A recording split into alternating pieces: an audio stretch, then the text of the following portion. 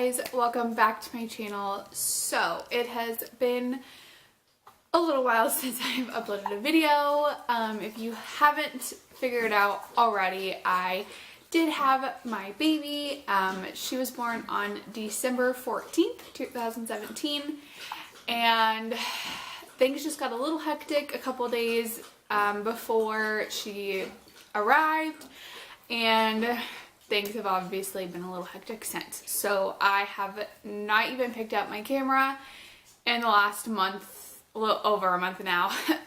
So I've been wanting to film this for weeks, but I just have not sat down and done it. So that is what I'm doing today. So I'm going to be telling you guys all about my labor and delivery, and then I will show you Mackenzie. She currently is sitting down here next to me. She has the hiccups. So if you hear hiccuping in the background, it's her. Did mention in my last video, I believe, that I was being induced. I did end up being induced. So I went in Tuesday the 12th at 7:30 p.m. to be induced. I was technically not 39 weeks until Wednesday. So I got in and they got me into my room and everything, and I got in there and they were like, we can't induce you until midnight because you're technically not 39 weeks. So I was a little frustrated that they had me come in at 7:30 and like that my doctor didn't even realize this, because originally I wasn't supposed to go in until Wednesday morning, and she changed it to have me come in Tuesday night. So basically sat there for 4.5 hours for nothing. So at about 12:30 a.m. The nurse came in to give me the Cervidil, and that was supposed to be in all night long, and then they were going to take that out the next morning. If you don't know what Cervidil is, it's something that they insert and take out later, and it's supposed to help soften your cervix and basically help you dilate. So I had that in all night long. It was extremely uncomfortable. And then Wednesday morning around 8 a.m. my doctor came in and checked me, and at my last appointment I was dilated to a 1, and Wednesday morning I was at a 1.5-ish, like barely 1.5. So I was so frustrated. Turns out that the Cervidil was not either put in correctly or it wasn't put in all the way. So basically did nothing for me. My doctor went ahead and broke my water then and there, and let me tell you, that was one of the worst parts of my whole labor and delivery. It was unbelievably painful. I just have no words. It was awful. So my doctor broke my water, and they started the Pitocin, which literally kicked in like that. After, between the water breaking and the Pitocin, my contractions started within the hour. And I just had always been told that the second you are in pain and it starts to get too much, to just get the epidural. And I fully was all for the epidural. Like, I was not the type of person that I was like, oh, I'm gonna go all natural. Like, I knew from the get-go I wanted the epidural. So as soon as I started feeling too much pain, I had them call the doctor to come in to do the epidural, and came in and did that. The epidural, getting the epidural really wasn't that bad at all. And then after that I started feeling much better. So throughout the whole day Wednesday I was progressing extremely slowly. I started progressing a little bit, but by midnight, technically, I guess Thursday morning, I was only at a 4. I had basically been stuck at a 4 for like 6 hours. So at this point I have been at the hospital for 24 hours. Nothing was happening, barely progressing. At 7:30 p.m. Wednesday, the nurse, the shift change happened, and I got a nurse who, I swear, if it hadn't been for her, I would not have had Mackenzie when I did. As soon as she came on shift, she was like, we are getting this going. Like, we are getting this baby out of you, blah, blah, blah. So, like I said, by midnight, I was only at a 4. But she had me use the peanut ball she had me like every hour laying on one side with the peanut ball and then switching to the other side, then laying on my back for a little bit and just back and forth. And I don't remember what time I don't know that I ever really fell asleep that night, but I remember waking up around 4 and just feeling so much pressure. I was like, holy crap, like I've got to be dilated. Because I remember at 2, I think I was at like a 6. And so 4 a.m. I called her in and I was like, I'm feeling so much pressure. Like I really think I'm at a 10. So she came in and checked me, and sure enough, I was at a 10. So around 5 or so, the nurse started basically with practice pushing to see how I was going to be pushing, if I was pushing correctly, all that good stuff. So I started pushing around 5, and she kept telling me, oh, like I can see her, like I can see your head, you're doing so great. And in my mind I'm thinking, oh great, like she's right there, like she's gonna come out really soon, like I'm pushing awesome. And then I ended up pushing for 2 hours. So my doctor ended up getting there around 5:45, I think it was, and she was just kind of hanging out in the room. I had the other nurse that I'd had the day before, she came back on shift and she was like, I want to be here for this. And then the other nurse ended up staying too, even past her shift, because she wanted to be there. So I had both of those nurses in there, and then my doctor. My doctor was just kind of hanging out, chilling. And so I was pushing and pushing, and I remember towards like the last hour, I was like losing it. I mean, I felt, thinking back on it now, I just feel like I was so out of it. My mouth was so dry between every single push, like every single break that I had. I was like, Jake, like water, like ice cubes, like I'm dying. And mind you, I also hadn't eaten since Tuesday night at 6:30 p.m. I didn't eat from Tuesday at 6:30 p.m. until Thursday around 10 a.m. So I was dying, I was starving, I was so out of it from just like the medicine and everything. And so anyways, typically when like you crown, it still takes a couple pushes. Well, girlfriend crowned and she was coming out and my doctor was not gowned and ready yet. So Mackenzie crowned and the nurses were like, doctor, like she's coming right now. And I had to stop pushing because my doctor was not ready and wasn't ready to catch her. So I had to stop pushing, which was there were 3 worst moments during this whole thing, and that was another one of them, was having to stop because I was just in so much pain from all of the pressure I felt. I mean, like she was literally coming out and the doctor was like, not ready. So I don't know how long it was. It felt like forever. I was finally able to push. She finally came out.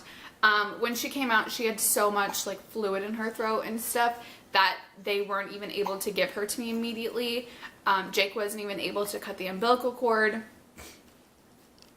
So my doctor cut her cord, and then they took her over to whatever that little setup is, you know, that they always have for the babies in the room, to get like all the fluid cleared out because like she wasn't crying, she could hardly breathe because she had so much stuff in her throat. And so they took her over there, they were dealing with that, and then my doctor started taking care of me, you know, getting everything else out and all that yucky stuff. And then they finally gave her to me, and I did suffer from a 2nd-degree tear, so I did have to get stitches, which was not fun. But the recovery from it really hasn't been that bad, honestly. Not nearly as bad as what I thought it was going to be, which is great, obviously.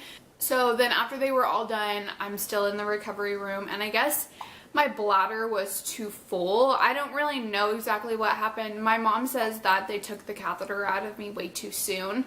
But they ended up having to put a catheter in me again. And I was barely even numb anymore.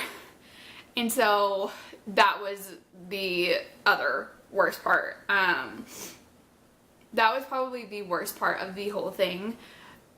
It was so painful. I was literally holding onto the rails, like moaning and crying in pain. It was so terrible. So that was not fun, but my mom says that that should not have happened. They should not have done that. Yeah, that was fine. So one thing that did happen during my labor before she was born was I developed an infection called choreo. I don't really know what it is. I don't really understand what causes it. I think that it can be caused by being in labor for too long.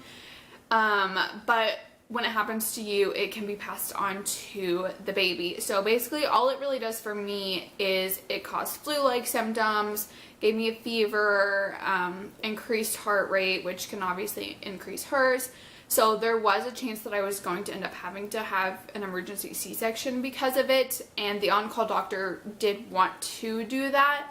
I was highly against a C-section. I did not want to have one unless either I or she was in distress.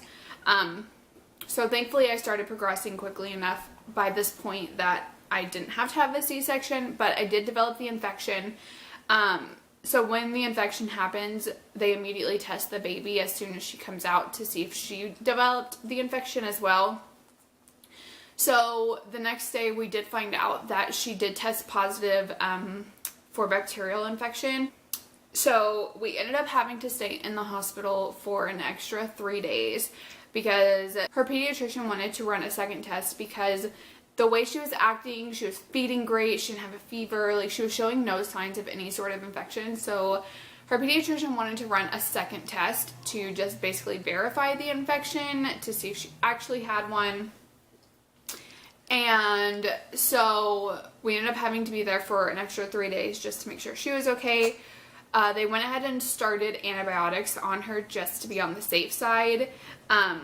So poor baby had to have an attempted IV in both of her feet, both of her hands, and her head, which she still has a little scab on her head from. And I remember they had to take her away from me. Oh my gosh, it like makes me emotional even talking about it again.